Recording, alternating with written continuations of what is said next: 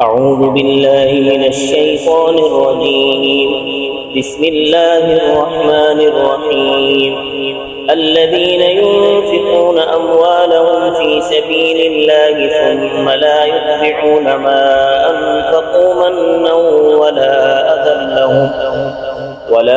أذى لهم أجرهم عند ربهم ولا خوف عليهم ولا هم يحزنون.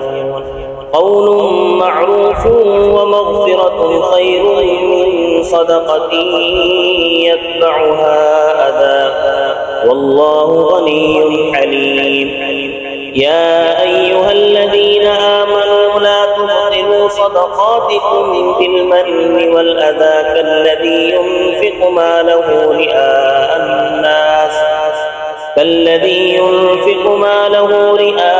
الناس ولا يؤمن بالله واليوم الآخر فمثله كمثل صفوان عليه تراب فأصابه وابل فتركه صلبا لا يقدرون على شيء مما كسبوا والله لا يهدي القوم الكافرين.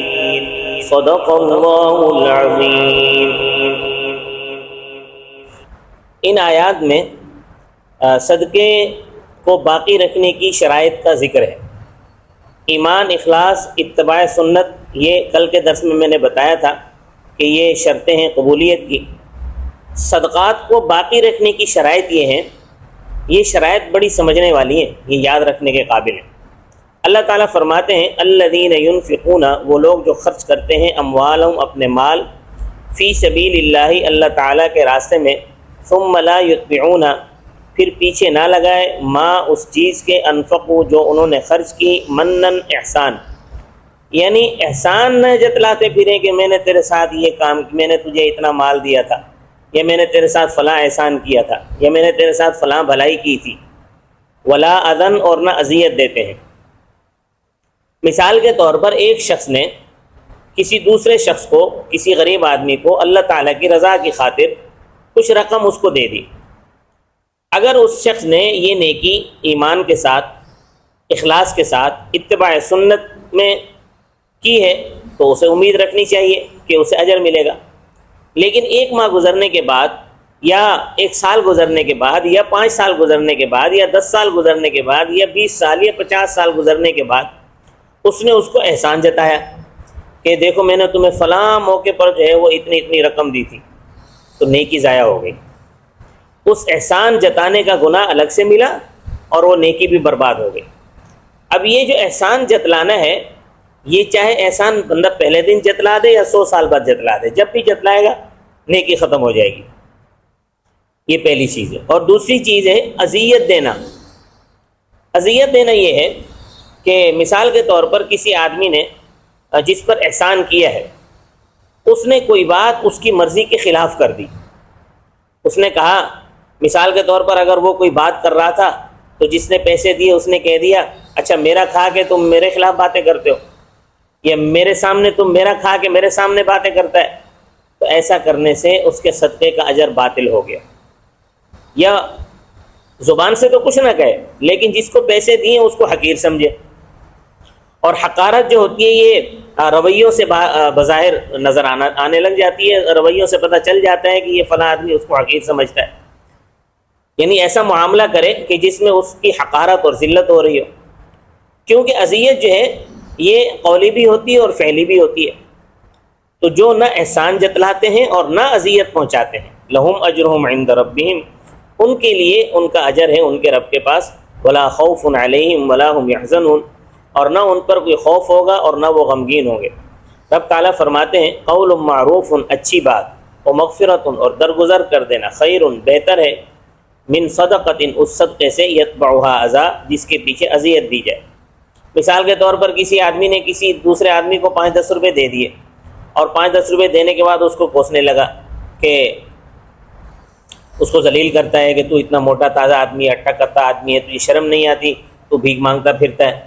تو دینے کے بعد ایسے الفاظ کہنے سے صدقے کا اجر باطل ہو جاتا ہے. اس سے تو بہتر تھا کہ آدمی اس کو کہہ دیتا کہ جہاں بابا معاف کر. باتیں سنانے کا کیا مقصد ہے؟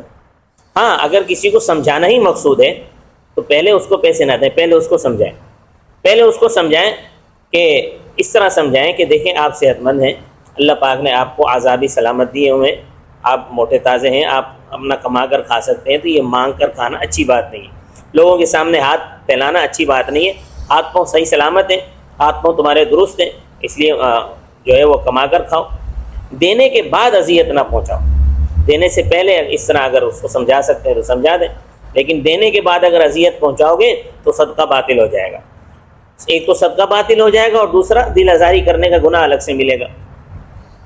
تو فرمایا واللہ غنی، اللہ تبارک و تعالیٰ بے پرواہ ہے، یعنی اللہ تبارک و تعالیٰ تمہارے صدقات کا محتاج نہیں ہے، حلیم حوصلے والا ہے کہ اگر تمہیں فوری طور پر سزا نہیں دیتا تو اس کا مطلب یہ ہے کہ وہ جلد بازی والا نہیں ہے، تحمل والا ہے۔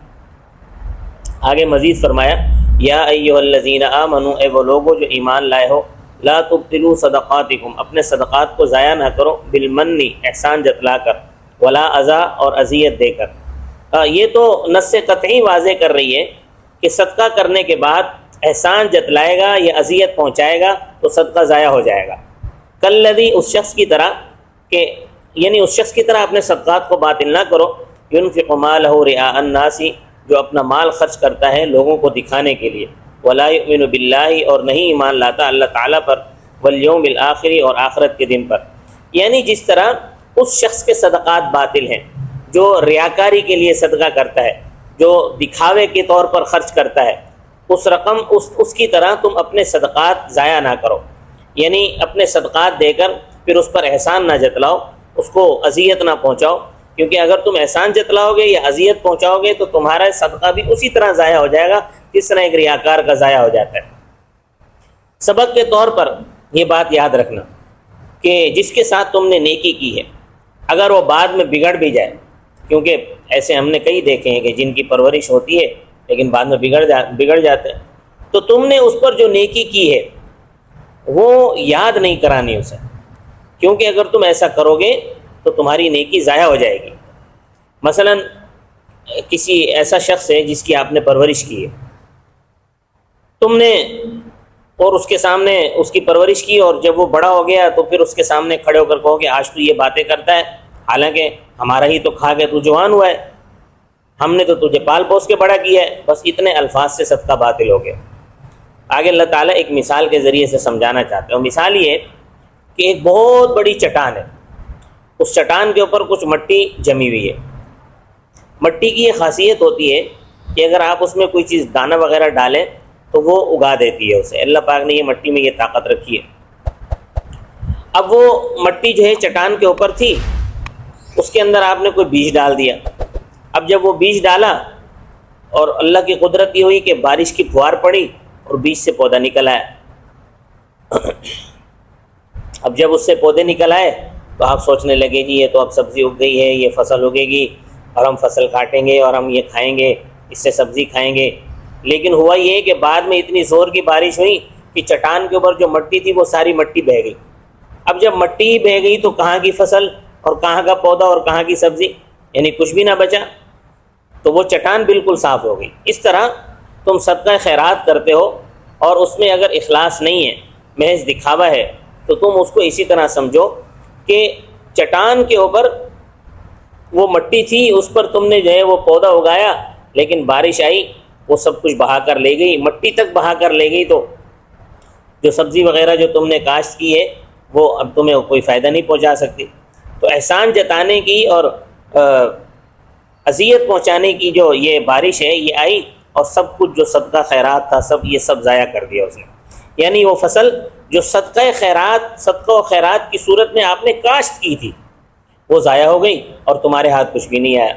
تو فرمایا فمثلہ، پس مثال اس احسان جتلانے والے اور اذیت دینے والے کی ایسے ہی ہے، کمثل صفوان، جیسے مثال ہے چٹان کی، علیہ تراب، اس پہ مٹی ہے، اس میں چیزیں ہیں، فاصابہ وابل، پس پہنچی اس پر موسلا دھار بارش، فترکہ صلدا، پس چھوڑ دیا اس چٹان کو صاف، یعنی ساری مٹی بہا کر لے گئی۔ لا یقدرون علی شیء مما کسبوا، نا قادر ہوئے وہ کسی شے پر اس میں سے جو انہوں نے کمایا ہے۔ تو جس طرح اس شخص کی محنت ضائع ہو گئی، اسی طرح جو نیکی تم نے کی تھی، یعنی صدقہ و خیرات کرنے کی صورت میں، تو احسان جتلانے کے بعد تمہاری نیکی بھی اسی طرح ضائع ہو جائے گی، یا اذیت پہنچاؤ گے تو اس صورت میں بھی تمہاری نیکی ضائع ہو جائے گی۔